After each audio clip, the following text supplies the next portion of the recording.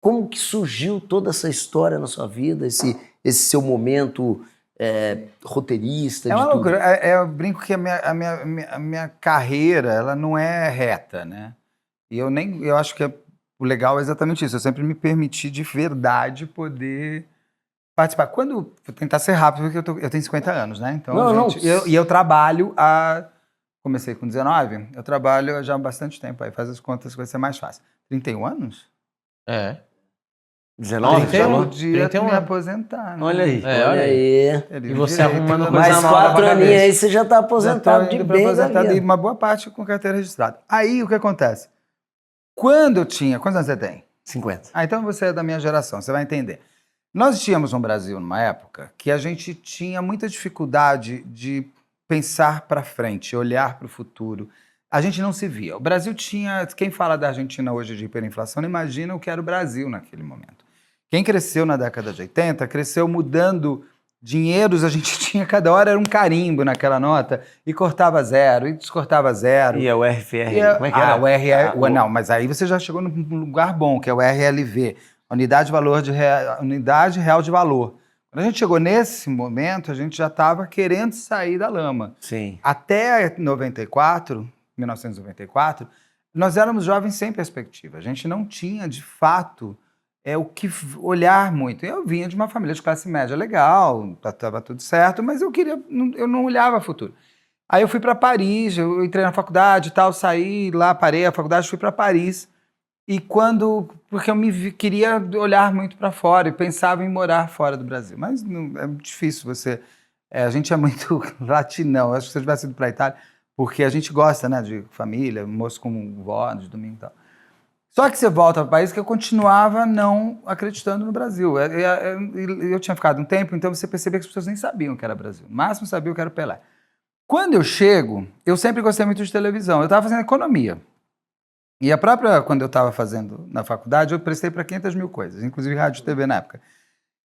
E meu pai conseguiu lá me indicar para um estágio de um programa que ia começar na Globo chamado Gente que Faz. Que não era da Globo, era da TV1, mas que passava na Globo. E eu caí lá, consegui um estágio. Meu pai me indicou e eu consegui, graças ao meu pai. Não foi um QI, porque não adiantava nada ele me indicar se eu não fosse bom para aquilo. E eu entrei super bem. E foi um programa para mim muito, muito marcante, porque era um Brasil que eu viajei o Brasil inteiro com esse programa, conhecendo brasileiros que faziam muito pelo país. Olha só. Eu lembro desse programa. Com quase nada.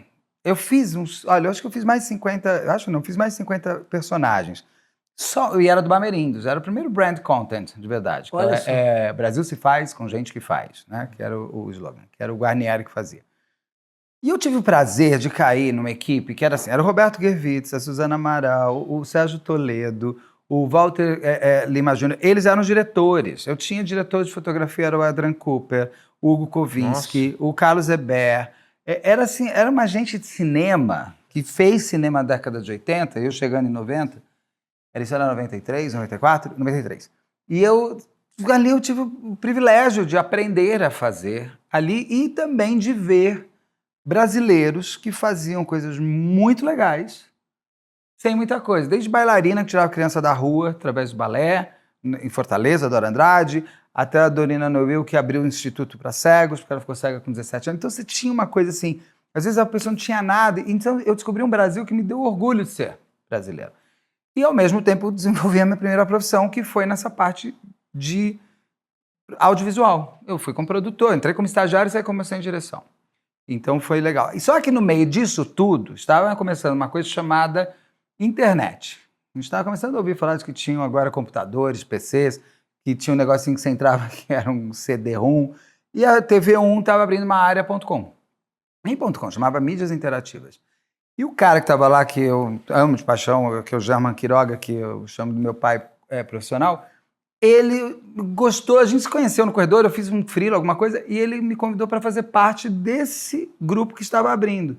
Então eu saio do audiovisual e vou para o mundo da internet. Mas sem pensar, sem me organizar, e foi ótimo. Ele sai de lá e vai para americanas.com, montar americanas.com. Aí eu saio com ele e vou trabalhar na americanas.com, nas lojas americanas. E aí eu entrei, esse momento anterior também é corporativo. E aí, lá dentro, eu fui para montar os descritivos de produtos, fazer a parte que chamava de conteúdo. Acabei abraçando toda a área de marketing durante todo o tempo. Fui para o Rio de Janeiro, porque depois fui transferido para o Rio, não me adaptei à cidade. Amo o Rio, amo os carioca, tenho um monte de amigos, mas eu prefiro morar em São Paulo. Eu gosto de morar em São Paulo. Meu marido, por ele, estava agora morando no Rio de Janeiro. Aí da Americanas, meu pai estava morrendo, daí eu volto, o Quiroga vai para a Cirela, que é construtora, para abrir venda de apartamento online. Eu falei, mas quem vai comprar apartamento online? Fomos lá, me chamou, falei, tá bom. Daí eu fiquei lá com ele e foi um sucesso. Mudou a forma de comprar imóveis no Brasil, porque hoje muita gente compra pela internet, muita gente que mora fora do Brasil. E foi incrível, foi um boom de venda e tal. Aí, só que o mundo corporativo não me fazia a minha cabeça tanto. Eu preferia aquela parte lá do audiovisual. Eu já tinha passado muitos anos, eu já estou falando de 15 anos de trabalho. E eu sempre tive um olhar mais crítico com o mundo corporativo no seguinte sentido. Eu achava um pouco triste a pessoa virar o sobrenome dela de onde ela vem. Então, eu vou pegar as empresas que eu fazia. Eu sempre fui Beto Ribeiro. Eu não era Beto da Cirela, Beto da Americana. Porque quando você sai da empresa, você perde o sobrenome. E a sua carteira de identidade não é o sobrenome da empresa. Nossa, sua carteira total. de identidade é o seu sobrenome. Só que as pessoas ficam sem identidade. E levam muito a sério. Isso no mundo de TV, isso aquilo, a gente sabe bem, né? Pega um diretorzão de TV que ele sai da Globo. Nossa, total. Ele perde porque todo o poder que ele tinha e que inebriava ele, e ele acreditava que ele tinha, não era dele, era da Globo. E fora dela, ele não é mais nada. E hoje a gente vê gente que sai da Netflix, gente que sai da Amazon, gente que sai das coisas, eles perdem porque eles se perdem. A identidade, o espírito deles se perde. E eu sempre via isso muito com aquelas... Isso é prato cheio para vocês, né, no Embrulho? É aquelas reuniões, aquelas coisas... como é? Integração. Sim. Ah, era muito ridículo. Eu achava aquilo tudo muito ridículo. Eu não conseguia Dinâmica, entrar. assim, de grupo? E eu acho que exatamente por eu olhar tudo assim, todo mundo me abraçava querendo que eu ficasse. Então, assim, eu sempre estava na tal da elite. E era ridículo. Eu estava num dos lugares, assim, você ficava num palco, o resto lá embaixo. Eu achava aquilo péssimo. E as pessoas lá no palco achando o máximo, queriam estar aqui de cima. Então, eu sempre tive um olhar do tipo... Eu estava num evento uma vez, num lugar, que o cara entrou e falou assim, o fodão ali. Ele entrou no palco e falou, vamos ouvir o fulano, né? Todo mundo, Eu fiquei... Daí ele falou assim, eu olho vocês e eu só penso numa música. Quero que vocês cantem comigo. Estamos aqui, você quer mais de 1000 palhaços no salão. Eu falei, não, 999, amor, eu não vou ser seu palhaço aqui para ficar te aplaudindo, eu saio. Então, esse tipo de coisa que eu levo para o meu primeiro livro, que chama Poder S.A., que foi um boom de venda e ele vende até hoje, isso foi em 2008. Aí eu vou mudando, a minha vida vai, de novo, eu vou permitindo entrar no tufão do Mágico de Oz e levar a casinha para algum lugar. E aí eu falei que era longo, hein, gente? Vocês perguntaram meu Não, carreira. cara, mas é isso aqui, é para você. Aí o que Eu já sei. é sem roteiro. É. E aí o que aconteceu? Eu lanço o Poder S.A., vai muito bem. Aí a HBO na época compra os direitos do livro. Daí eu comecei a virar, daí eu fui virando roteirista. Fiz durante 1 ano e meio, 2 anos, não sei por que tanto tempo, né? Meu Deus do céu. Pra quê? 2 anos para escrever 13 roteiros. Alguém me explica? É por isso que eu adoro o YouTube. Aí, quando vai, a pessoa que estava lá sai, daí aposenta, daí outra vem, tenta, mas tá lá. Tá lá, se um dia a HBO quiser, é dela o projeto. Ou um dia eu posso tirar. E aí, com isso, eu caí. Aí foram me chamando para fazer outros projetos, outras séries, outras coisas todas. E começaram a falar de crime, que era algo que eu não ligava. Olha. Não era uma coisa que... Eu sempre gostei de boas histórias criminais. Eu sempre gostei de suspense, eu sempre gostei de filme de tipo Seven, O Silêncio dos Inocentes, esses filmes que trazem a mente como uma forma de você... O desconhecido, como o ser humano é desconhecido, isso sempre me atraiu muito. Uhum. Garota Interrompida, todas essas coisas eu sempre gostei. Mas aí eu caí em séries que eram muito corre-corre, traz a polícia, sabe? Operação de risco, aquelas coisas e tal. Eu fazia bem, tinha que fazer, era um exercício até de edição, de saber como contar uma história daquela. Mas não me atraía, não era que vontade. Aí, mas aí foi desenvolvendo séries mais documentais. Desculpa, você Pode cortar. escrevia roteiros dessas séries? Porque essas séries você não tem um roteiro para escrever, né? O roteiro ele é feito na edição. Porque ele é realidade. Você Ah, fecha entendi, a pauta, você entendi. encerra assim, qual é a pauta? Vai ter Operação Descida.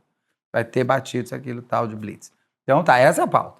O que vai vir de material, Aí que você você vai vai pegar montar. 6, 7 horas de material e aí você vai montar uma história. Sim. Aí você tem operações, eu fiz operações que demoraram 7 meses de gravações, aí você tem que condensar em 45 minutos. É um trabalho de documentarista. É um assim. documentarista, o que me deu canja muito forte disso, que eu gostei, que me remeteu ao Gente que Faz. O Gente que Faz era um documentário assim. Sim.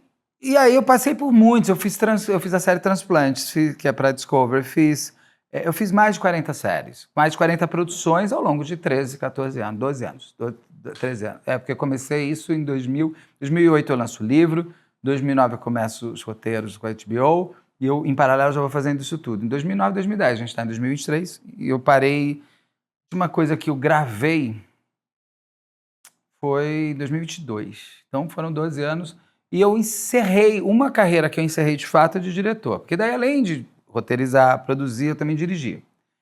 E dirigir cansa muito, né? É uma coisa física. E eu gosto assim, eu sou do tipo de diretor que eu chego junto com a equipe, eu não sou aquele diretor que chega às 10 horas. Primeiro porque 10 horas da manhã eu tô gravando, porque 6 da tarde eu quero ir embora. Então, eu sou muito certinho, eu chego com a minha ordem do dia perfeita, eu sei exatamente onde eu quero as coisas. Permito que o set converse comigo, mas eu chego sabendo para onde eu quero ir. Mas diretor eu encerrei, porque eu acho que eu não tenho mais tempo e nem queria passar 4, 5 meses num estúdio dirigindo numa externa e depois editando, e depois brigando com o produtor do outro lado, e aí sai a pessoa da TV, e aí entra outra e fala, não é nada disso. Mas pera, você falou que você queria sangue. Não, mas agora virou comédia. Mas eu gravei tudo com sangue, como é que vai virar comédia? É inferno, não quero mais isso. Como roteirista, sim. Eu continuo, mas com um patamar mais da falando do crime. Aí eu peguei e fiz várias coisas. Em 2020, com o advento da pandemia, nós fomos para casa, eu editei minha última série, que é uma série que eu gosto muito, chama A3, não é sexualmente falando, não é um trisal, é uma série que você vê a mesma história contada por 3 pontos de vista, é bem legal essa série, que está na Prime Video. E na Amazon Prime. E eu estava encerrando, eu estava de casa fazendo as coisas, e aí veio a ideia de pegar todo esse conteúdo na produtora que eu trabalhava lá, de policial, para se montar um canal de polícia. Foi bem, foi ok. E aí eu queria sair já estava com vontade de sair, e como eu já tinha feito narração na Anatomia do Crime, eu que fazia todas as entrevistas de várias séries e tal, as pessoas começaram a ver o rosto por trás da voz, que eu comecei a aparecer. E deu certo. E aí, em julho do ano passado, de 2022, eu resolvi viver minha vida solo. Nem solo, porque meu marido é meu sócio. E a gente abriu o canal Crime e Mistério S.A., onde eu posso falar de crime e posso conversar, primeiro com quem eu quiser. Sim. Tem mais obrigação. Posso ser como eu quero ser. E posso ser o que eu sou. E eu sempre acho que a gente pode falar de algo muito pesado, mas sem pesar no assunto. Sem obrigado a ficar, pior a faca, fez assim, tirou, lambeu. E se falar disso, pode fazer de uma modo diferente. E o canal tomou um DNA próprio, de uma maneira própria. Eu comecei a fazer formatos que eu gostava. A minha gata, Odete Reutemann, entrou na cena. Eu digo que a Odete Reutemann, meu saudade dela, morreu agora, dia 22 de setembro de 2023, que eu não sei quando vai passar isso aqui. 22 de setembro de 2023 que ela morreu. E ela humanizou o crime, porque quando ela entra, ela humaniza o crime. Sim. Porque você está falando de uma menina que... E ela entra em mim, e conversa comigo, e fala, e quer carinho. Então, foi muito legal. O canal ele foi tomando... E ele está num crescimento que eu mesmo, às vezes, acho que é uma brincadeira. Eu acho que eu entrei no metaverso qualquer e alguém vai me acordar.